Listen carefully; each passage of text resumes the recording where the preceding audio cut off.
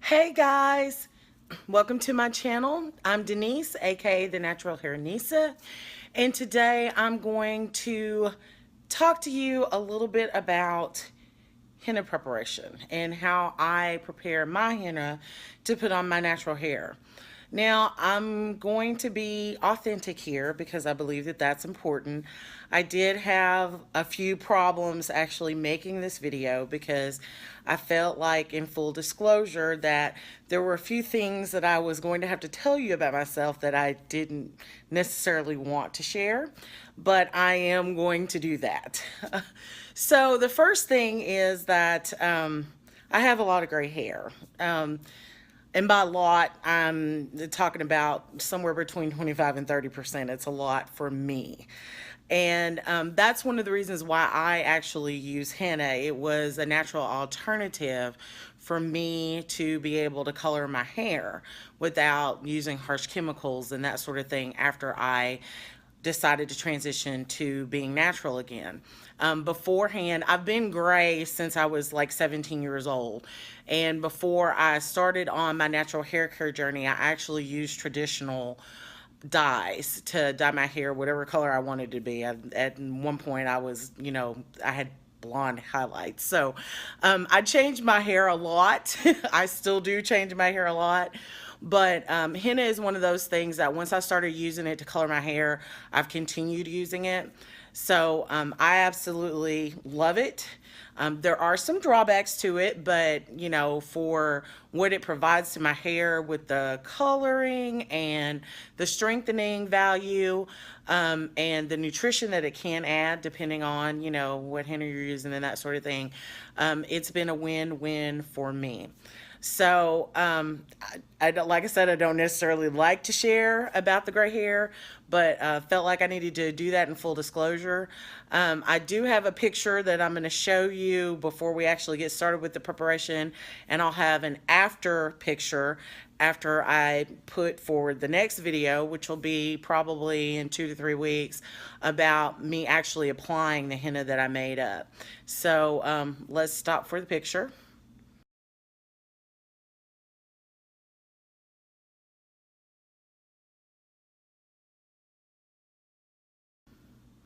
Okay, that's enough of that. So, all right, so with that, let's go ahead and get started with the preparation video. Okay, so for this video, we're going to need 1.5 cups of henna powder, a half cup of amla powder, approximately 2 cups of strong brewed black tea, some sort of mixing vessel. In this case, I have a Dutch oven cast iron with a lid, a pair of scissors, 4 to 5 vitamin E tablets, half a lime or lemon, and then a disposable mixing utensil. In this case, I have a plastic fork. Okay, let's get started with our actual henna mask preparation. To start, I'm going to take my pre-measured amla powder and henna powder and place that into whatever mixing vessel I'm going to be using. In this case, I'm using a cast iron Dutch oven. I really like this particular mixing vessel. It has a lid on it already, and I like the color personally that I get for my henna mask when I use cast iron to mix it up. You can use other container types like glass. I would stay away from plastics though, because henna does stain. So you want to make sure that you're not putting it in anything that will you'll ruin while you're mixing it up. First step is going to be to blend the henna and the amla powder together. Make sure that those are well incorporated before you start adding any liquid like I've done here. When you do start adding your liquid, make sure that you're adding that in portions. I've found that it helps me to control better the mixing process. You tend to get a better kind of homogeneous blend on all of the ingredients when you do it this way. Another thing is you're going for consistency with this mask. So you're looking for a Greek yogurt kind of consistency.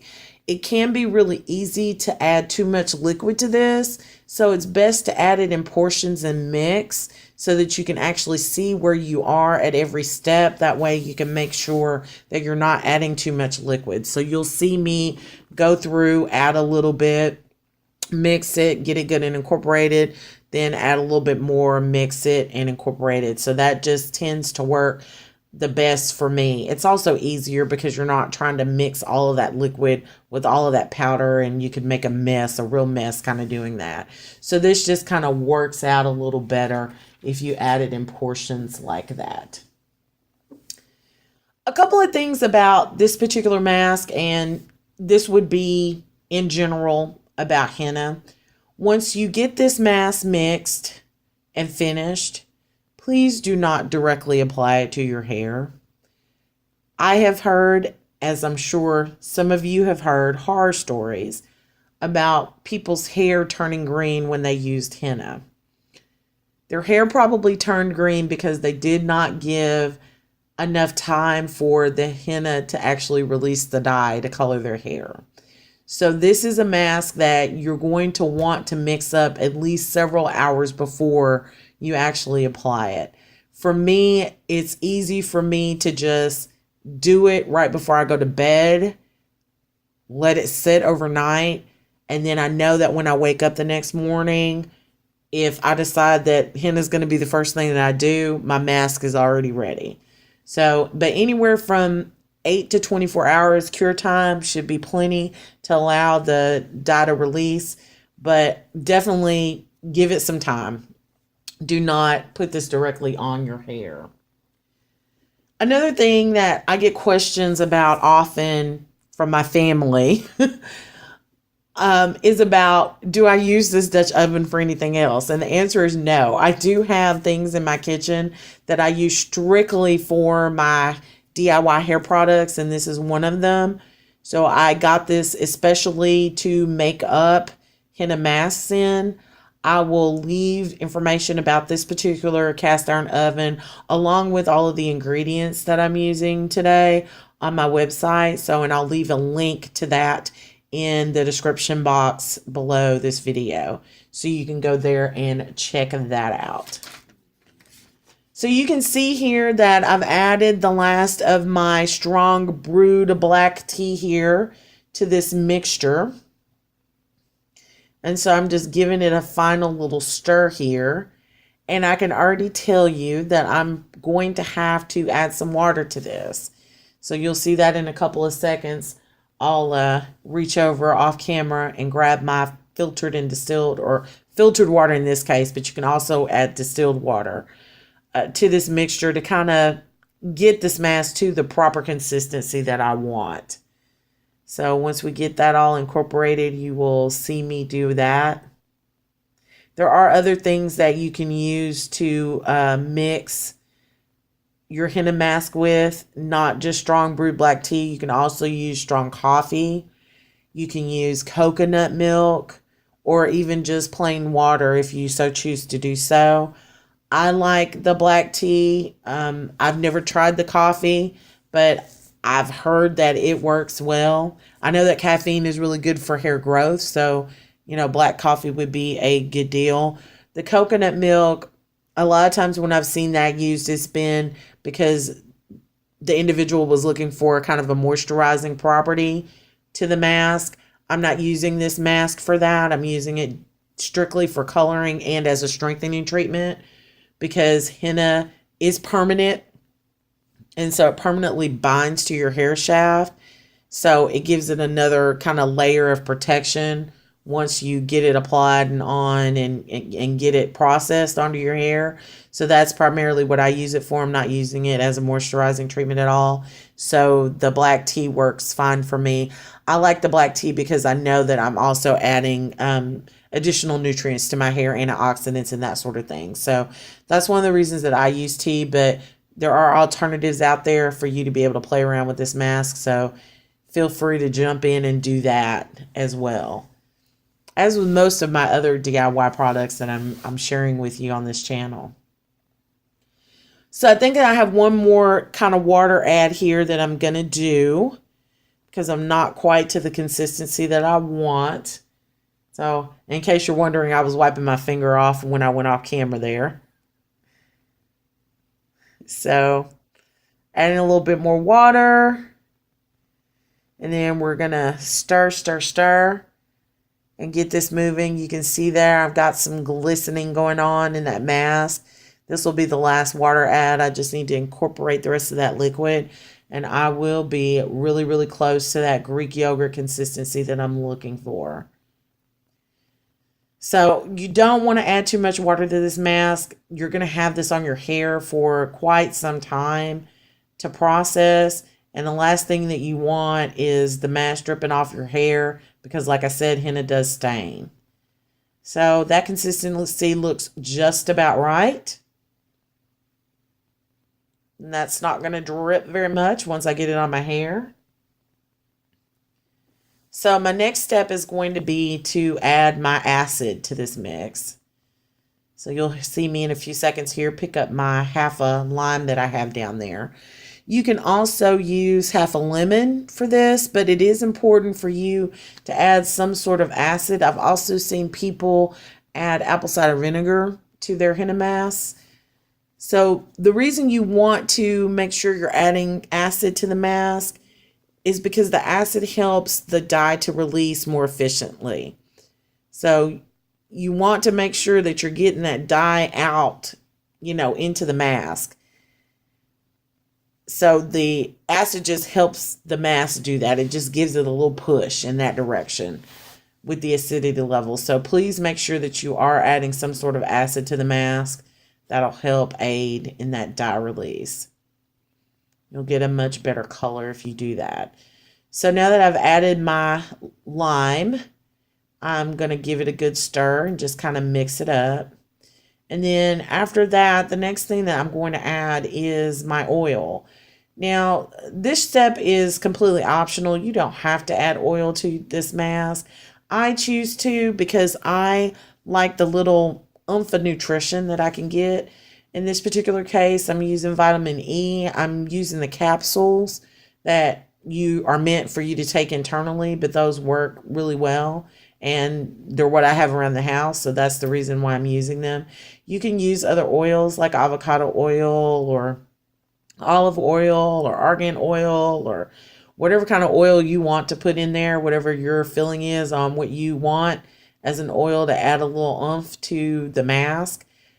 If you do that and it doesn't come in capsule form, I would put anywhere from a tablespoon to 1.5 tablespoons in the mask and incorporate it in. Now, because we're all in different stages of our hair journeys, you may have to adjust the ingredients in this mask for you to have enough to put on your hair, or this may be enough for 2 applications for you. It just depends on how thick your hair is and how long it is. So be aware of that you may need to do some modifications and kind of take away or add for this mask to get enough to be able to cover your hair. The good thing about this mask is that if you do have leftovers, you can store the leftovers in your freezer for up to 6 months and use them at a subsequent time. Sorry there. Got a little tongue-tied. All right, so I'm just cleaning off my plastic fork here, trying to get all of that goodness into the container. And then after that, I'm just going to cover this up and I'm going to leave it out on the counter overnight. Please do not refrigerate this mask. And so the higher temperatures helps in the curing process. So don't put it in the refrigerator. And that's it, guys. All right, guys, that's it for the henna mask preparation video. I hope that you found it informative and that you were able to take something away from it, like how easy it is to actually mix up a henna mask, because if I can do it, I promise you anybody can do it, because it's not rocket science. I hope that also some of you might be inspired if you're on the fence about whether or not henna is something that you want to try, that you'll get off that fence and go ahead and give it a try. Especially if you're looking for a natural alternative to give some strength to your hair, or to use it like I do to color your hair. It's a product that has worked for me, since the beginning of my hair journey, and I will probably continue to use it, until I just can't get away with it anymore. So I encourage you to go ahead and give it a try. natural hair care is experimentation. You have to find what works for you. Every hair type is different.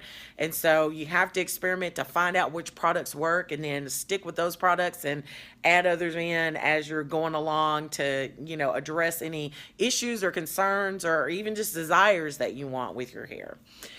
So if you did like this video today, please, please, please like, comment, and subscribe below. I love getting your feedback and being able to interact with all of you on the web. I left in the description box below a listing of all of the ingredients that I used in today's video, so be sure to check that out. If you would like some written instructions, some of you just work a little better when you kind of have a recipe that gives all of the ingredients and the mixing instructions, and this one actually gives the application instructions as well. Then you can get that on my website at naturalhairnysa.com. It's in my free resources section, so go ahead and just sign up for the newsletter. You will get access to the exclusive content that's in my free resources area, and you'll also get updates from me with some additional exclusive freebies and that sort of thing, things that will help you as you go through your natural hair journey. So with that, I will bid you all adieu. Please, please, please follow me around the web, naturalhairnysa.com. I'm on Pinterest, I'm on Twitter, and I'm on Instagram. One parting thought, always remember, you'll never get what you want in life unless you take the time to actually pursue it. So with that, I'll say bye-bye until next time.